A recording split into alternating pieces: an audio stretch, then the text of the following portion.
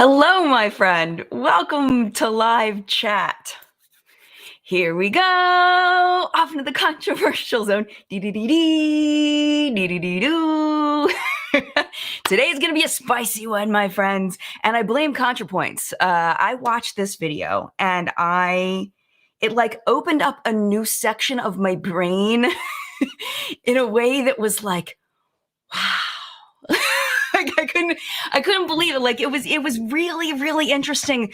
If you've never seen ContraPoint's channel, I highly recommend checking out Natalie. She has such interesting perspectives and she thinks about things in a way that really make me think in a new way. So her video that she just put out last week was called Envy. And I'm going to show you a bunch of clips. I have cut out it's like an hour and 48-minute long video. I cut out like 13 minutes of clips. We'll probably get through half of that because I want to talk to you all about it. I want to talk to you all about what she says and how this applies to the beauty space, specifically in gossip forums. I feel like, you know, since I first got my first guru gossiper thread back in the good old days of 2016, I've been wondering why does this exist? Why are there these entire communities of people that just wait for somebody to make a mistake or not even make a mistake, just to make fun of somebody? How is that fun? How is that joyful? Why is that a way you want to spend your life, is just talking to other people about how much you dislike someone else? I don't get it. And I have read bits and pieces of other people's threads as well. You know, Guru Gossiper, Reddit, the Beauty Guru Chatter, subreddit, on Twitter, different things about friends of mine, people that I truly, truly care about, that I know for a fact are excellent people. And the things I see people say about my friends just makes me nauseous. It's like, who are you and what is wrong with you? You know what I mean? And I've never quite understood it. And if you've been around, you know, I'm very much into learning about human nature and why people do what they do. So today, I really want to talk about that, about envy and how that may be contributing to some of these communities. I mean, very, very important to note, and I put it in the video description, is that I do believe that envy is a natural human emotion. I have definitely felt it. I have created videos based in envy. I admit it. I absolutely have. It is a human emotion. It doesn't necessarily make you a bad person. What doesn't make you a bad person to be envious? It absolutely doesn't. What makes, I think, people a bad person is how they act on their envy and what they do in order to try to hurt other people on purpose, to purposely spread rumors and hate on purpose to hurt another human being because of their unaccepted envy. So before we get into that topic, which I think is going to be very, very interesting, and I would love to hear what you all think about this, I do want to quickly say hello to the people that are here live in the collective brain of Makeup Awesomeness. Also to the people that are here in live chat. Thank you so much for being here. My friends. Vicky, thank you for being here. Monica, good morning to you. Good morning to my husband, John. Hello. Good morning to you. I've already said good morning to you. Yasu Cherry, I do want to let you know, I was checking out your Instagram. It is so cool. If you want to go check out, she's got these really cool dolls that she poses and they look so real and they're really cool. YASU Cherry. Go check her out on Instagram. Really cool Instagram page. I hope you don't mind me saying that, but I was really enjoying looking through your photos. Okay, I'm going to try this one. Anula doll. How did I do? Hopefully I did okay. Good morning to you in Southern Maine. As always, good morning to you, Saucer, Jess, and Chantal. Jen Unbox, welcome back. My face is doing a bit better. I had some nightmare of dental work done. I won't go into the details. I am already feeling my jaw start to ache a bit, but the cuts on the side of my mouth are healing very nicely. Thank you for asking. That's why there was no What's Up and Makeup this week. And also the news was pretty boring this week as far as top news stories and product releases. It just wasn't that great. So that was another reason other than I was feeling pretty crappy. So good morning to Teresa and Macy and Kimberly and everyone else here. If I did not say good morning to you, good morning to you. Thank you so much for being here. So before we get started, I do want to kind of put this in here is that I do feel like to understand the topic of envy, we do need to understand that when people watch YouTube videos, there are two very basic camps. There's people that find someone that they love and they want to cheer on their successes. They're happy for them. And then there are people that, who end up envying people who are successful, and the hate watchers is what we tend to call them. And I think people can cross over depending on who they're watching. You may love someone and then hate watch somebody else. You may never hate watch anyone ever, and hate watching may be like your big thing that you do. And it may not be always due to envy. It could be due to something else. Who knows? I think everybody is different, but I do think that this dichotomy is kind of what keeps this ball rolling in American culture and other cultures too, not just American culture. And I do feel like it fuels social media, a lot of this envy. And you okay? That was the dog. Oh, it was the dog. I thought John was talking to me. It was the dog. All right, so let's go ahead and play the first clip from Natalie. Now, before we get into this clip, I do want to just kind of give you a little backstory because I cut this video down significantly. I highly recommend you check out the whole video. I butchered the crap out of this video. Oh, and there's going to be cussing in this video. She's going to cuss. I might cuss. So if you have small children, you may want to watch this with earbuds in or later or something. Okay, so the backstory to this is that Kim Kardashian, in the middle of the pandemic, threw herself a birthday party. She had everybody quarantine, and then she took everybody to a private island, and they pretended they weren't quarantined anymore. And there was this huge backlash. And you know, I was reading my next note to see if that was part of it. There was a huge backlash because of it, and Natalie's going to explain that. But yeah, okay, okay, sorry, I'm reading my notes and I'm deciding what I want to say now and what I want to say later. So this section is all about being relatable and how people say, you know, that I really like that person, but they're not relatable anymore. And I admit I've felt that way before, where I feel like I just can't relate to somebody anymore. So I'm part of this too. I've definitely envied and I felt people aren't relatable anymore. So let's watch Natalie's video. Relatable. Relatability is not a moral category. This is public relations, it's not ethics, and it definitely isn't socialism. Like, I'm pretty sure Karl Marx never said, "The problem with the bourgeoisie is they are not relatable. They can't read the room and it isn't a good look. This should have stayed in the drafts. Hashtag tone deaf." Isn't the issue that when Kim tweeted this, most people were trapped in quarantine? We didn't get to have birthday parties. Some people couldn't even travel to visit their dying relatives. So watching Kim get to travel and celebrate her birthday like normal was painful. Pain at the good fortune of others is how Aristotle defined envy. And I think it's interesting that whenever social media erupts in outrage over luxury music festivals or Kim K's birthday party or Jamila Jamil's privileged pores, no one ever uses the word envy. Okay, so what is envy? Pain at the good fortune of others is not a bad start, but there's more to it than that. Envy is a syndrome, a complex of poisonous thoughts and feelings about people who have what we want but cannot get. Envy is something darker. It's not just wanting what someone has, it's begrudging them what they have. You might even hate the person you envy and want them to lose what they have, to be humiliated and destroyed, even if their downfall doesn't benefit you in any way. All right. Okay, that's how it works. Okay, so I haven't played a lot of video clips in this software, so that's cool. Okay, so I think one of the most important things that she says here is about how being relatable isn't a character trait. And I think some people see that as a negative character trait. Because this person isn't relatable, then that they attribute that to being a bad person. And I feel like that is definitely a kind of a glitch in the matrix, not a glitch in the matrix, but it's kind of a flaw, I think, in people's thinking. You know, and I feel like in the beauty space, people want to see influencers grow and succeed and do well until they don't anymore. until they seem like they're not relatable anymore. And I feel like this really started back, in 2015, 2016, when influencers started getting PR and people said, now that they're getting free products, they're no longer relatable. But I feel like now it's more accepted to get PR. And a lot of smaller influencers are now getting PR. So it's not really seen as much as it used to be as kind of a, you're one of the big creators because you get PR, because a lot of people get PR now. PR, if you're not familiar, is free product from brands in order to review or to talk about or to use on your social media channels.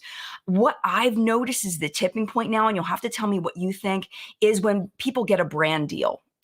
Is when I've noticed that with my friends, especially. I've seen when you see a smaller influencer get a brand deal with a brand, all of a sudden the hate for that person increases. The comments in their comment section, the number of threads in these various forums start lighting up, and they're not relatable anymore. And people start trying to find things wrong with this person, almost like they're no longer one of us kind of thing. And I would love to know what you all think about that. So let me go ahead and go over to the comments.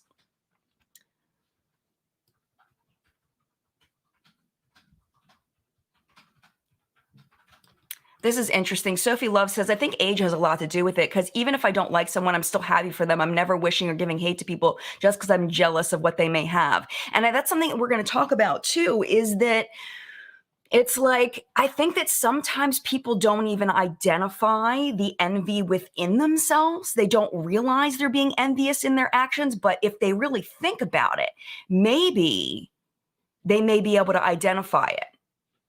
You know what I mean? Like if you don't have a word for it, maybe you don't realize it, kind of thing. Heidi says, I've never understood hate watching. What an absolute waste of time. If someone makes you feel so negative, why invite that into your day? Absolutely. I think some people find it to be fun. I think some people find it to be enjoyable to watch someone they don't like so that they can somehow feel a moral superiority to that person, which is another point that ContraPoints makes later. Oh my gosh, I would love to interview Natalie. Natalie doesn't even live that far from me, because I know she said in the past that she lives in Baltimore, which isn't far from me. So if I ever met Natalie, I would probably freak out. Yeah.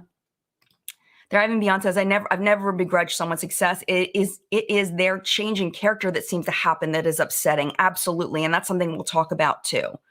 Yes. Yeah, Jen says, for some reason, people think brand deal equals sellout. Totally. My teeth are not biting down right. I totally just bit my tongue. Yeah, there is a link to her full video down in the video description. All right. So the other thing I wanted to mention is about this point is that as a person grows, and I wrote down, as a person grows, because they are relatable, at some point they have a choice to try to hide how successful they are or own up to their success. And there's consequences for both. There's consequences for trying to kind of minimize how successful you are. And there's consequences for flaunting the things that you have, which I think all, if you flaunt what you have and you kind of, show like, hey, I got a new car, which may be just a person being proud of their accomplishments. I've seen people posting their cars that they got, or, their new homes that they're moving into. And, it's maybe not be a flaunting. It may just be being proud and excited that you've now gotten to a point where you can afford something that's nice, but people will see that and they will hate that and they will envy that. But if you pretend to not have any of those things, then you're essentially lying about who you are and where you're at. And John brought up a really good point about Shane Dawson. And I wasn't going to bring up a bunch of creators, but I think this one's important, because if you think about it, if you watch Shane Dawson and the more recent videos where he really tried to present himself as this humble person who couldn't afford this and this and that, didn't dress super nice and all of that, and kept talking about how he didn't have money, It was a lie. It was a straight up lie. This man is a multimillionaire posing as a relatable person. But I think people bought into that. I know that I bought into it, even though I knew he had to have, with the number of views he was getting, he had to be doing all right. But I think that there's an element of lying. So you're kind of stuck between a rock and a hard place. Do you lie about who you are and the things that you have? Do you hide them, or do you present them? I think there's consequences for both. And I need to go a lot faster because we're 15 minutes in and I've only gotten through the first one. Yeah. Yeah, Sophie loves, again, I keep clicking on the same people. I don't do that on purpose, I promise. I know when I'm jealous of others, it could be their pretty skin or their bag or their expensive makeup. So I'm aware, and I'm also guilty of hate watching, but I'm always happy for people and never hate. And I think we're all guilty. I think we're all guilty of envy sometimes. This is not looking down on people who envy. It's realizing that that's the emotion we're feeling and making sure we're not inflicting pain on someone else because of our envy. Yes, Audra said, Audra, thank you. I love Audra. Audra at home, one of my good friends. Check out her YouTube channel. The question is, did their character actually change, or did my perception of their character change? Very, very important point. All right, I got to get to the next point. So, because that is a great place to end this, Audra. Thank you so much for that. All right, the next section is about Fire Festival. If you're not familiar, it was basically it was supposed to be a big event on this island, and people paid thousands, sometimes tens of thousands of dollars to attend this like celebrity star-studded event. And it basically ended up being a big scam. There were tents, people were eating terrible food, and the internet was basically laughing at all these rich people on this island who had paid a ridiculous amount of money to be there, and it was awful. So that's kind of the background on this one. Most of the time, envy is most harmful to the person who envies. The philosopher Max Scheler called it a self-poisoning of the mind. There's a Christian saying that envy is the only sin that gives no pleasure. Because the other sins are fun, right? Greed, gluttony, lust. That's what I call a good time. But envy is misery. Though I wouldn't go so far as to say it gives no pleasure. Fire Festival is an art installation where mediocre people realize what their lives would be like without rich parents. Yes. Rich refugee crisis. Okay, so this is where I feel like the Twitter kind of comes in, Twitter and Guru Gossiper and the Reddit Beauty Guru chatter thread. I think this is where this comes in, is because I feel like, you know, how ContraPoint said, envy doesn't benefit the person who envies unless they have other people to create a community centered around mutual envy of that person, of tearing that person down, of kind of misery loves company kind of thing, you know, where you see someone and you may have envy that you're not identifying as envy. And now someone else feels the same thing. You feel that camaraderie. And I think that's how a lot of these communities are born. I don't think that everybody that participates in them are necessarily like that, but I think that's a lot of what we're seeing. I think that's a lot of it.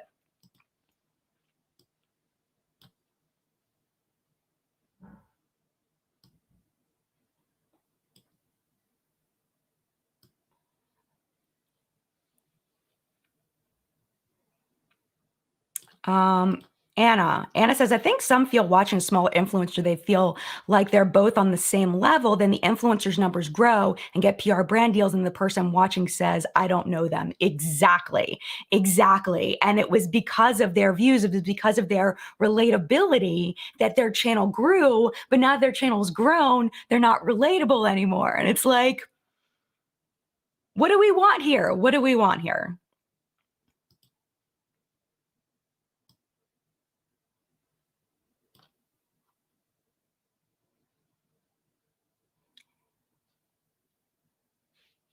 Yeah.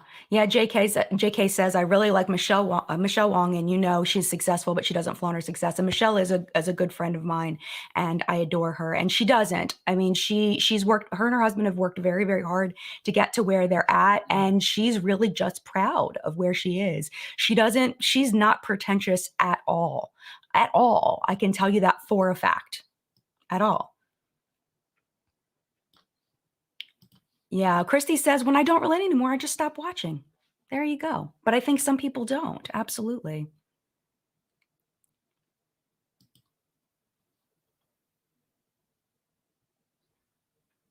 Yeah, Robbie says, Jen, I hope you do realize there's a difference between simply not getting into how much you have versus actually lying like you're saying Shane Dawson did. Absolutely.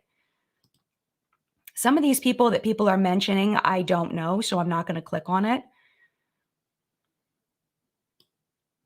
Yes, yes. Sorojan says there's a subtle difference in a vibe between a heartwarming moment of pride and an over-to-the-top flex. Absolutely, 100%. Yeah, Liz, it's the satisfaction of watching someone acting terribly get held accountable for being terrible. Yes, and I think that's part of it too. And there's a community revelry in that, I think, sometimes. But is it because they're being accountable for being terrible? Because I think sometimes it is, but I think sometimes it's a trying to bring someone down a peg for maybe not being terrible. Like if you think about the Kim Kardashian situation, she sounded like she was really trying to do the right thing by having everybody quarantine, and having this, she really wanted to have this moment for her friends. So I don't think in that particular case, like using that as an example, she wasn't really being held accountable, like I think it was just more of people just envied that they couldn't go. And she was doing this when people couldn't even go see their family members in the hospital. So, but yes, I think there is a satisfaction in watching someone acting terribly get held accountable for being terrible. Absolutely, there is. All right, let's go to the next clip. Okay, so the next one is about American culture and how we don't understand that there is a danger to being envied, that there is a social danger to that. We are a culture of flaunting our wealth, and Natalie's going to talk about that. People subscribe for public success and fame, but they don't realize the potential consequences of envy. So let's watch that one. You've probably seen these amulets around. There's an emoji for them now, which are supposed to protect against the evil eye. It's called a nazar, which comes from the Arabic word for sight or surveillance, similar to the origin of the English word envy, which is the Latin invidia, which just means to look at. So there's an agreement across cultures that envy is related to sight, the malevolent gaze, the evil eye. And these amulets show that a lot of people are afraid of being envied and want to protect themselves. I was just watching this Turkish YouTube channel with an episode on the evil eye, and the host explains that for Muslims, it's customary to say, or God has willed it when admiring a person or object, to avoid unintentionally cursing them. I love that. The top comment on that video says, You want to protect yourself from the evil green eye monster? Well, don't tell others about your ideas, goals, or wishes. Don't be flaunting your accomplishments on social media or posting pictures of your children. That's how you avoid being jinxed. See, this is where Kim Kardashian went wrong with her birthday posts. Every piece of media they've ever produced is about flaunting an enviable lifestyle. This is a particularly American thing.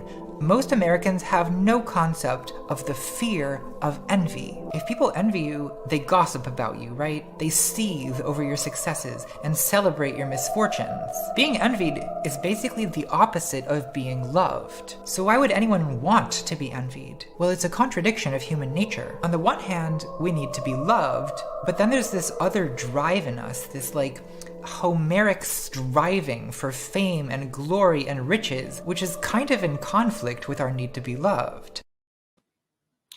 And I think this point is really about, where social media and growth on social media contradicts what other cultures already know. Is that, when Instagram grew because of people flaunting what they have, and if you don't flaunt what you have, then sometimes people are seen as irrelevant. People lose their audience if they choose not to flaunt what they have. And the channels that are posing at the beaches and all of that, they're the ones that end up having the bigger platforms. But then the consequence of that is that now they have people trying to take them down, that feel like that their growth is unearned, which I think is very, very interesting.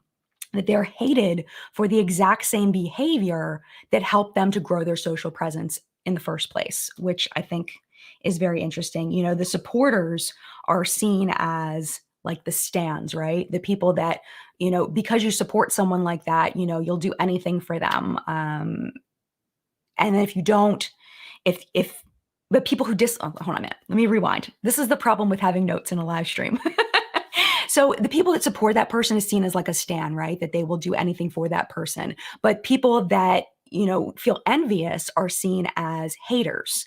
And I feel like it's an interesting dichotomy there as far as, that it's the stans and the haters that both support this behavior, but it's seen as so atrocious. I don't know. I find it very interesting. Let's see what you all have to say.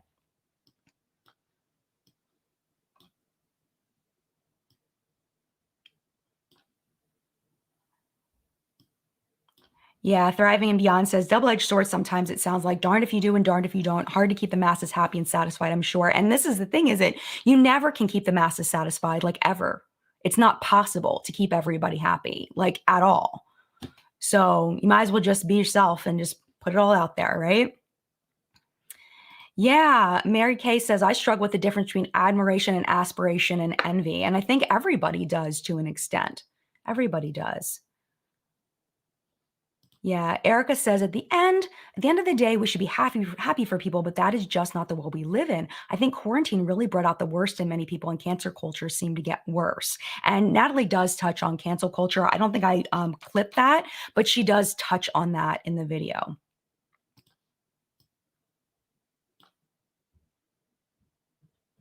Yeah, Pam says, I'm just confused on this relatable thing. What do people want to see from creators or celebrities that make them relatable? Is not seeing their success making them relatable? Exactly. And I think that's the problem. I think that's kind of the root of the problem there.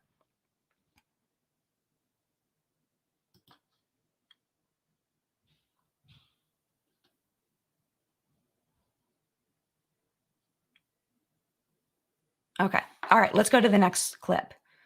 So, okay, here we go. We got another one.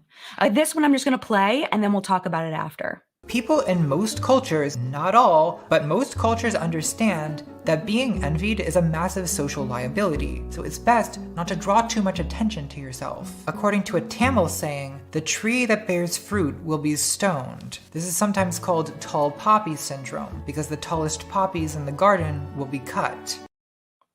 So this is kind of building on the same thing, is that, when a creator grows, that's when they get their head chopped off.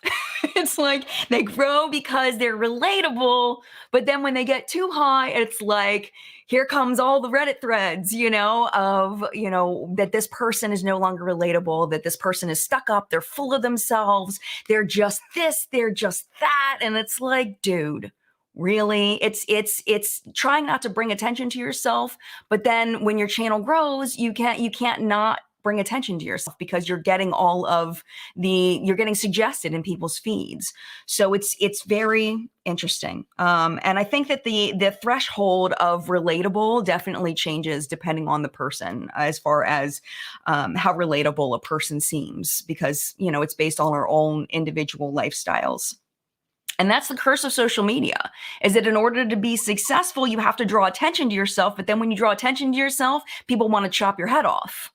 So makes life very interesting in this career here.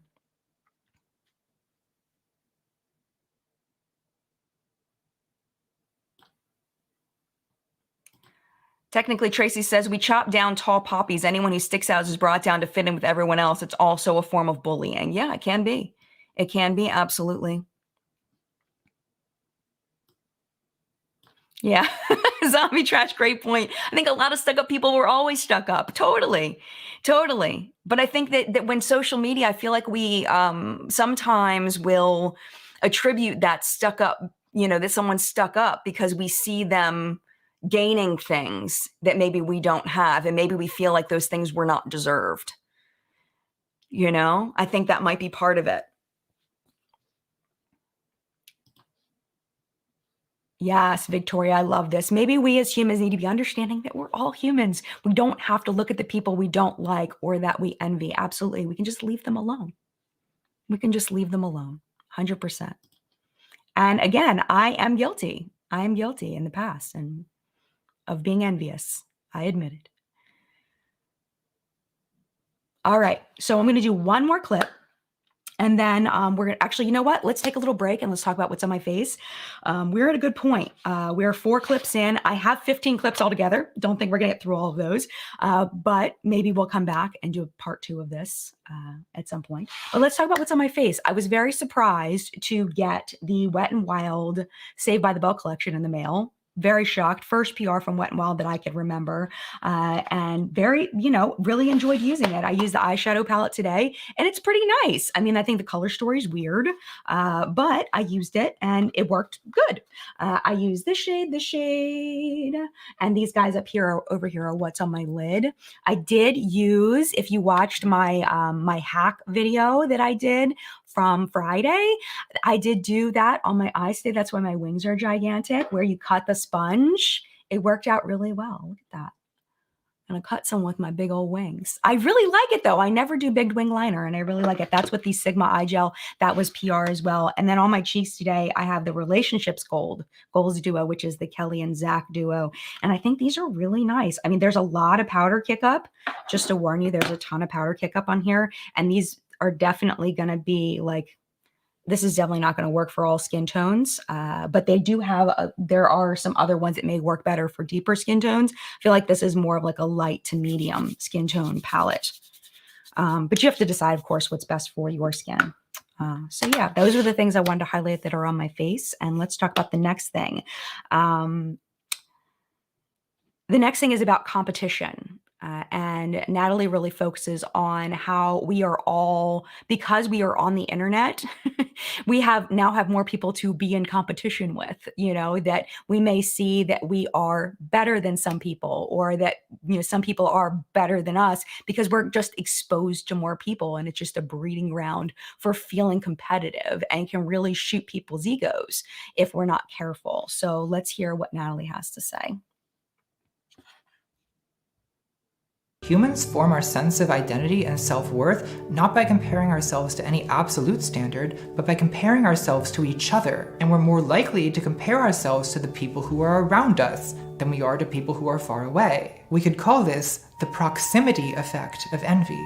We're more likely to envy people who are close to us or similar to us, especially people we're in competition with. That's why social media is such a nightmare. It's an incubator of envy because it puts everyone next to everyone else. So we're all being compared, all in competition, and it can destroy your self-esteem because you're comparing your actual life to these idealized images. And it also turns public figures into lightning rods for envy because of the numeric visibility of popularity and success.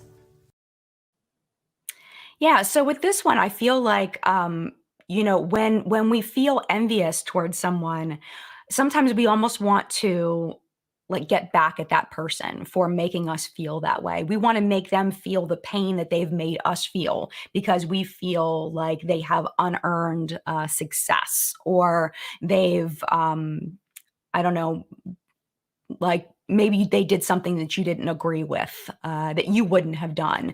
And just feeling like the need to bring that person down. And like ContraPoints was saying, like Natalie was saying, is that with celebrities, because they have such a huge following, they're like lightning rods for this kind of vitriol. Vitriol. I always say vitriol, but it's vitriol. So yeah, I mean, I think that the more people who envy them, and the more things they do that are enviable, the more people want to take them down. And it's just kind of sad because it's not a problem with that person in this case. It's a problem with the other person, but because they don't own up to their envy, they don't realize that it's really a problem within themselves and not the person they're attacking. I think that's why it blows up to something, because people, get in those communities where they can have envy together and be in denial of their envy together,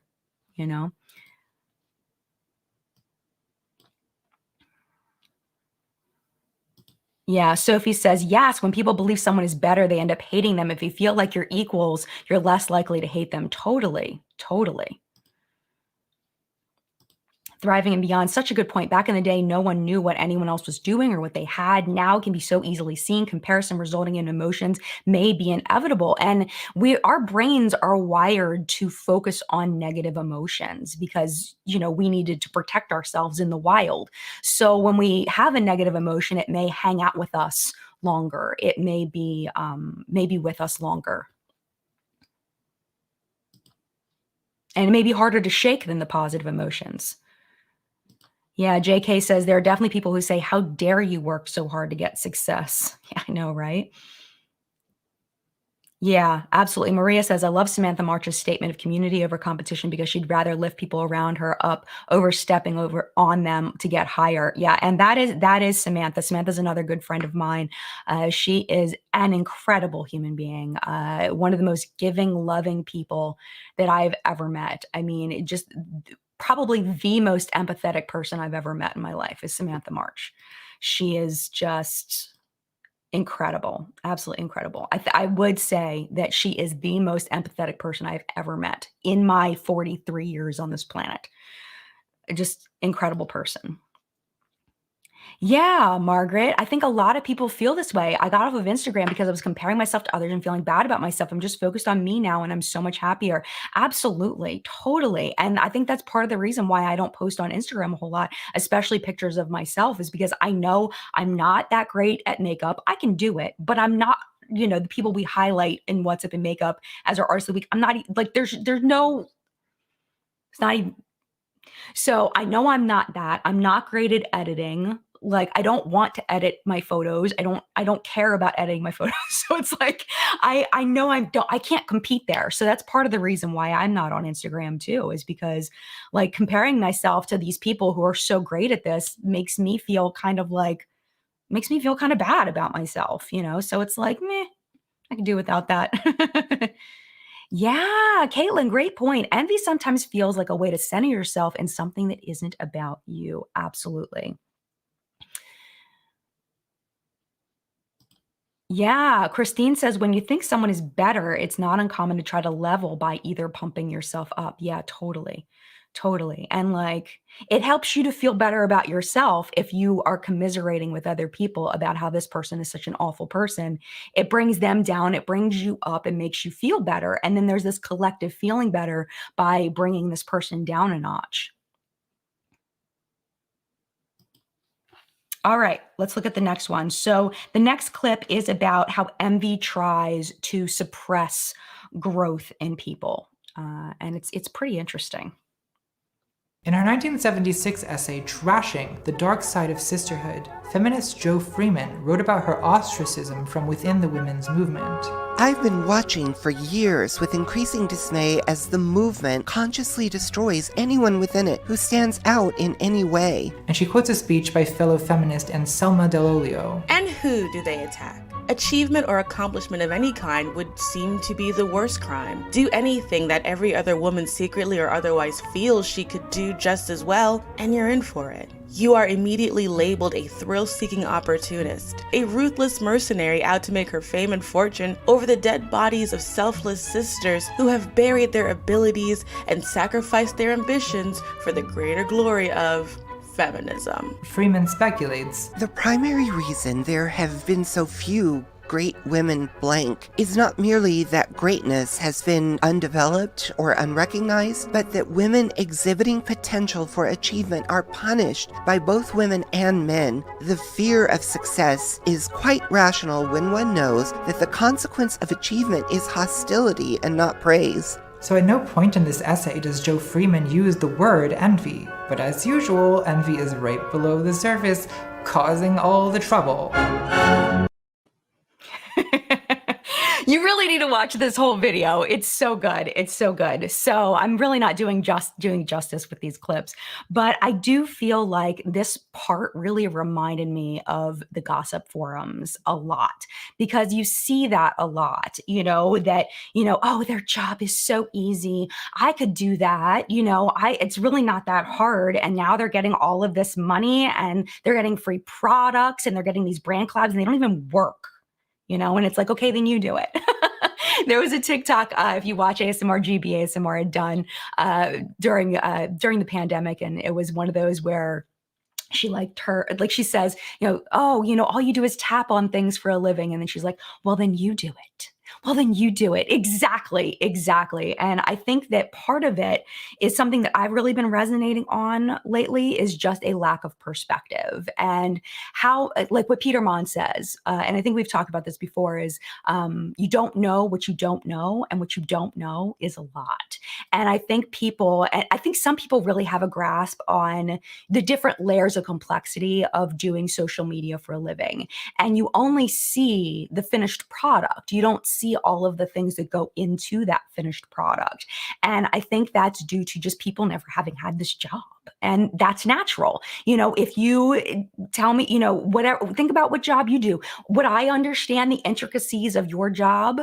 Probably not, because I've probably never done your job. We can only do so many jobs in our lifetime, some more than others. But we only truly understand what we've experienced. And the rest is just from the limited stories that we've heard from other people about how difficult a certain job can be. And, I feel like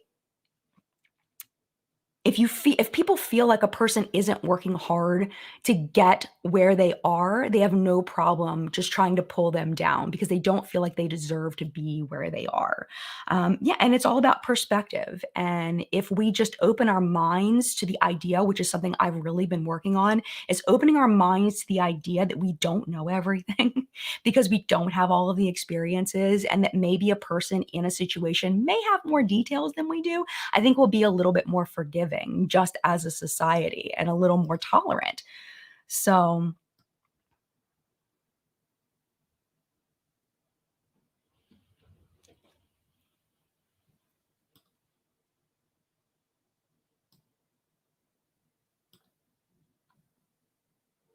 yeah. I'm just going to call you Joe. I think I've called you Joe before and you didn't complain, so hopefully we're good.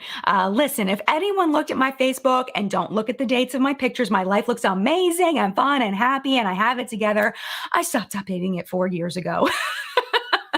And it is like that. I mean, we have to understand that social media is such a limited picture. And I think a lot of people in these forums, they think they know everything about a situation, and they present it as if they know the whole situation, and they judge as if they knew the whole situation. I've seen it happen to my friends. It is disgusting. It is absolutely disgusting the way people pile on somebody without knowledge of what actually happened. It's like, how are you making these judgments when you have no idea all of the things happen? Because they don't know that they don't know. They don't realize it. They have no idea what they don't know. And they're just going on about like they know everything. It's like, come on, man. All right, we got halfway through the notes. Okay, next one. I wrote down, people don't want to admit or can't admit that they're envious, so they frame it as something else because it's too painful to admit that they have envy. So they have to frame it differently in their own mind in order to justify the behavior. There's two reasons why people are usually in denial about their own envy. One is guilt, and the other is shame. Shame because admitting to yourself that you envy someone implies that you feel inferior to them, which is shameful. It wounds the ego. And guilt because envy is malicious. If you envy someone, you may feel angry and miserable about their success and good fortune, and you may wish to see them ruined or brought down. That's cruel and antisocial. It goes against most ideas of morality, and it's a thought that's usually not socially acceptable to admit. Think about how in SpongeBob, Squidward shows contempt for SpongeBob's childishness, for blowing bubbles, for having fun at work, when in fact, Squidward envies SpongeBob's uninhibited joy and intuitive creativity. But he can't allow himself to have the thought that he envies SpongeBob because that would mean recognizing the intolerably shameful truth that he feels inferior to SpongeBob. So what he does instead is convince himself that what he really is a refined sophisticate, scoffing at this childish fool. How did I ever get surrounded by such loser neighbors? We could call this envy to contempt sublimation. I found this section absolutely fascinating. Absolutely fascinating. Like this was one of those moments where I went, like, that makes so much sense to me. Like, it makes so much sense to me because if you feel like somebody has life better than you have it because you have a limited picture. You know what I mean? Like you see all these things and it seems like their life is so easy and they're going on all these trips and you don't see all of the crap and the hard work and all of the things that go wrong that they don't share. You may feel like you're inferior to them. You may feel like, well, my life, I have to do this and this and that. And this person doesn't have to do that. And look how much more successful they are. So you have to frame it as a moral superiority. You have to figure out a way to feel like you're better than that person. You have to feel like you are above that person. I found that absolutely fascinating. Let me check the comments.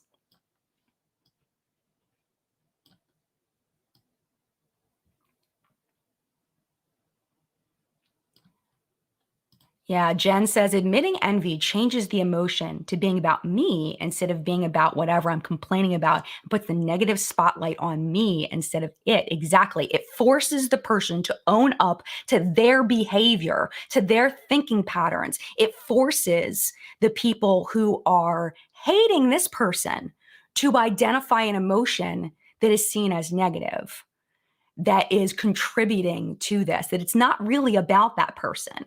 It's about themselves. It's about the maybe unhappiness in their own lives.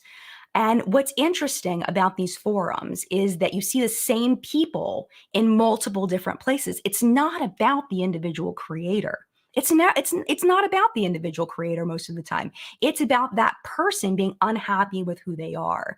And again, this is not everybody that participates in these forums. It's just some people. It's probably most people that participate in these forums because misery loves company and they all gather to these places in order to be envious, be justifiably envious together in a group. So I don't know. I just find this really interesting.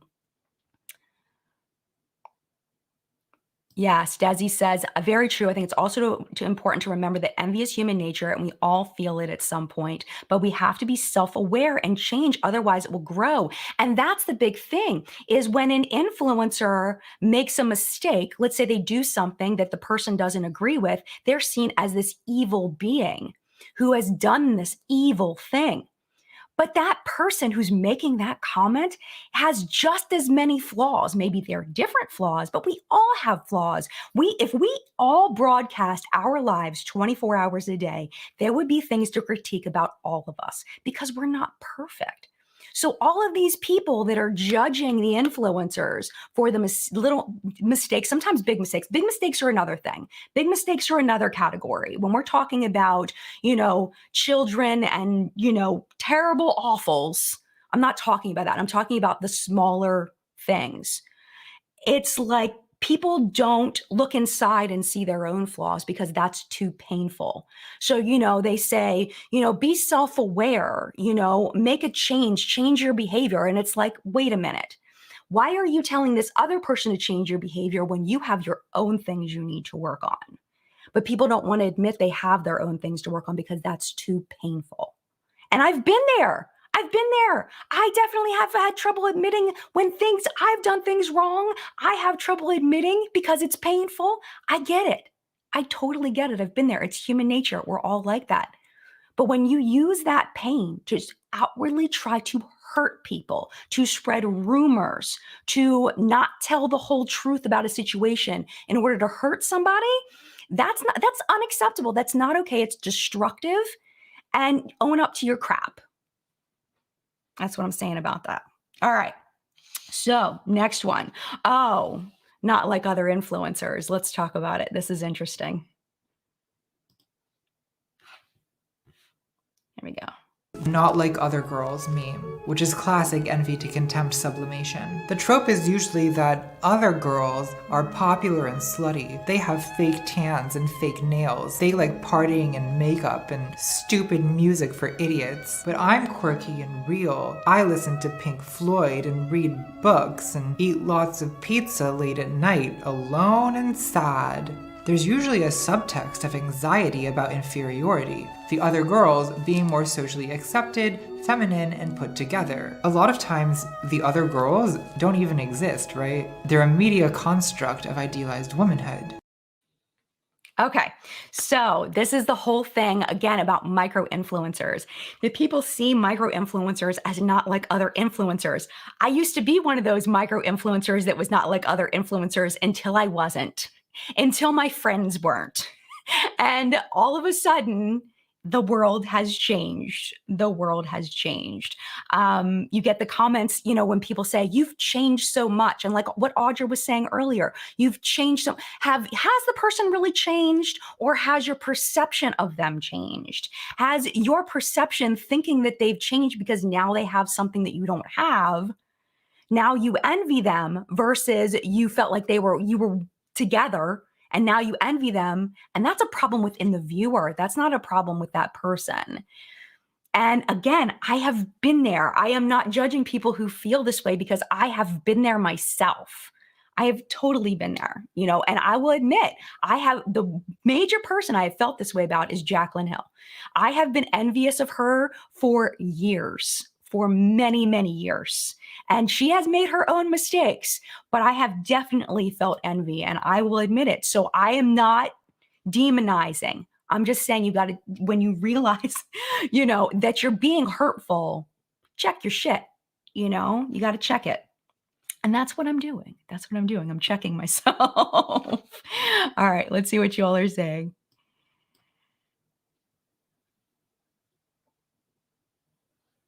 Yeah, and I think it goes both ways too. Speaking of Jaclyn, Jessica says it's interesting to me because some people will receive criticism thinking about Jaclyn Hill launches. Sometimes they blame others, jealousy, etc., when it's honest feedback from followers. And I think that's an issue too. I don't know if that has to do specifically with envy, but it does have to do with taking responsibility for your own emotions. 100%. Yeah, Liz says you never know what a person is dealing with in private. Absolutely. And, being a person who has made quite a few public mistakes, people are like, she never owned up to her crap. Yes, I have. I just didn't own up to it to you. It's part of that egocentrism, the egocentrism of people thinking they know everything when they don't. They don't, and it's egocentric.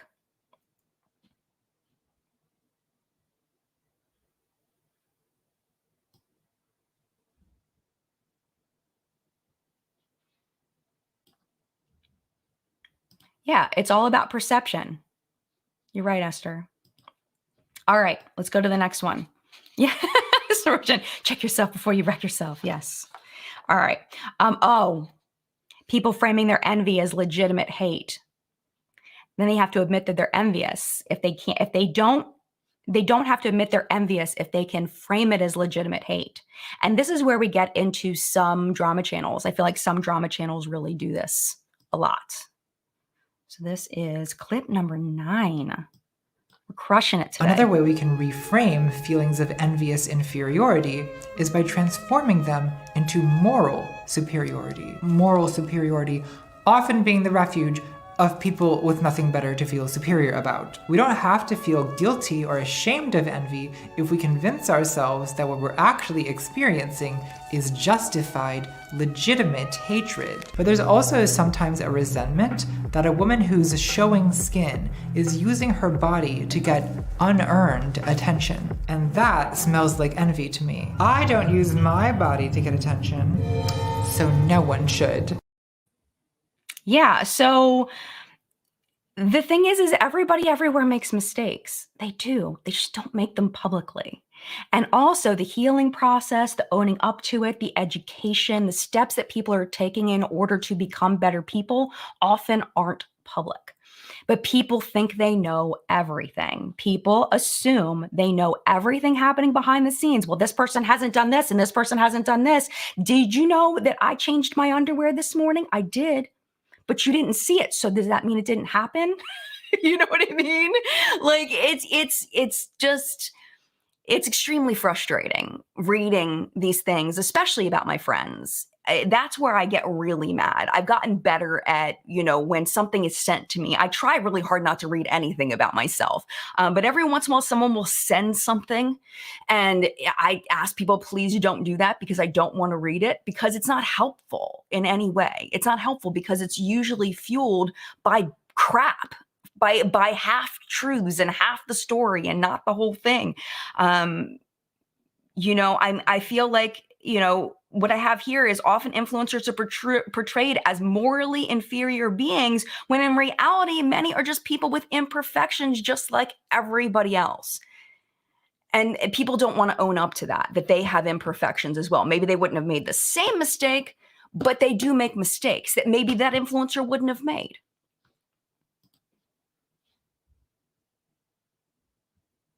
Yeah. Liz says, yes, that's where slut shaming comes in. However, I think all of this is nuanced. It's much deeper than that. Oh, totally. Totally. Absolutely.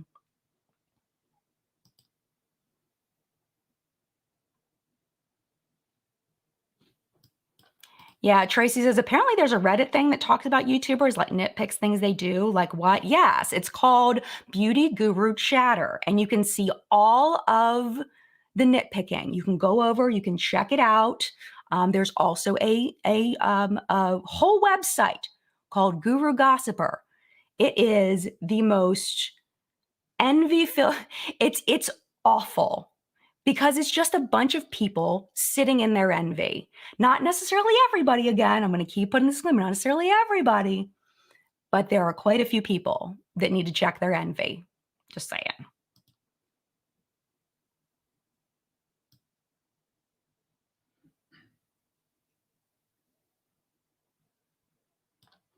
Yeah, Apple Pie says, I have a lady at work that assumes things about me I don't share with her because I know she thinks her way is always better. So it happens all the time in day-to-day situations. Oh, totally. This isn't limited to just the internet at all. Not at all. All right, I want to get to this next clip. Great point. I want to get to this next clip because I think it's interesting, because this is where, like, I have read some awful things about friends of mine, and I've watched some of the drama happen with friends of mine where, I've seen it happen from beginning to end. I've watched the whole thing. I've talked to the person behind the scenes while they're going through it. And then I see a year later or 2 years later, the Cliffs Notes that end up in these forums.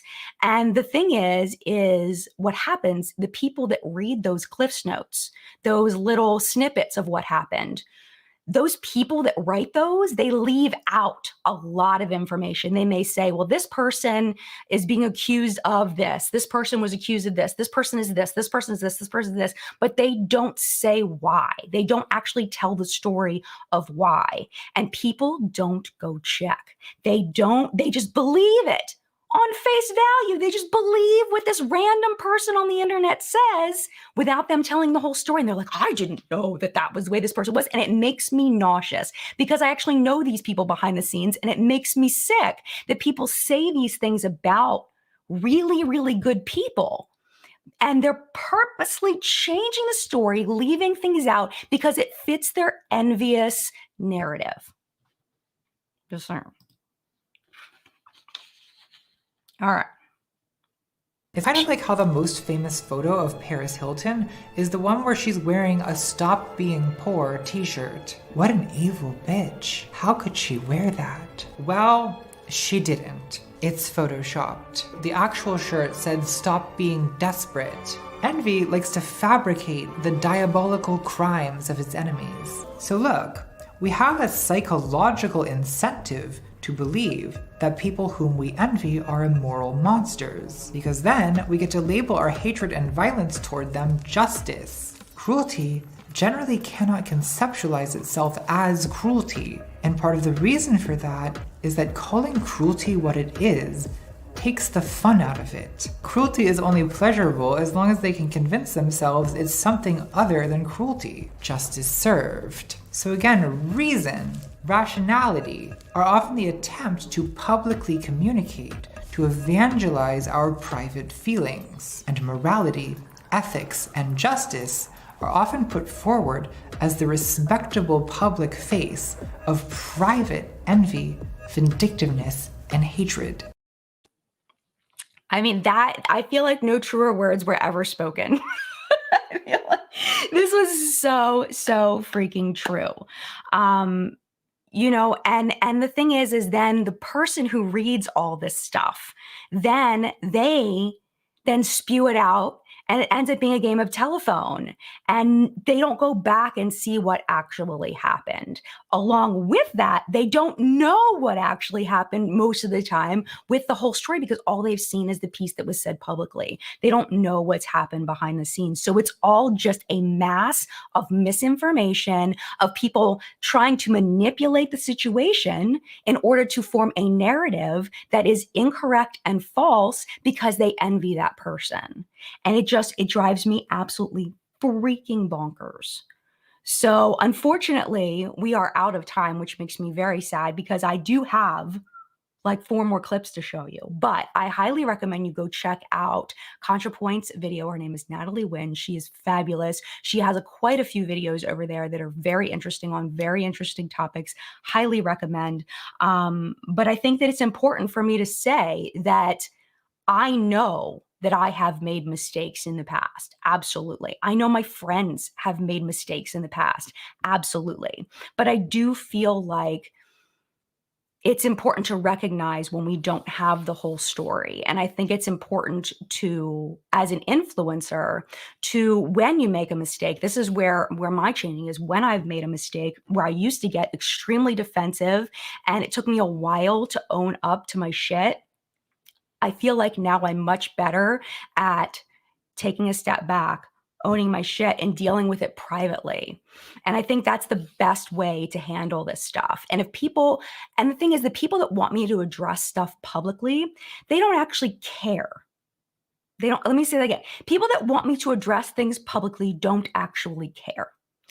They want to watch the drama. They want to see people's mental health go in the toilet. They want to see the explosion. They want to see the drama and the tea. They don't actually care about me as a person and me changing. They don't care about if I change, because to people like that, influencers will never change. There will always be something. There will always be something that makes them imperfect, because we are imperfect, and that's okay. It's okay to be imperfect, because the person that's critiquing is imperfect as well. But they don't want to own up to it. And that's why they feel superior. So that's what I want to say about that. Did I miss anything, babe? He's got his headphones on. What? Did I miss anything?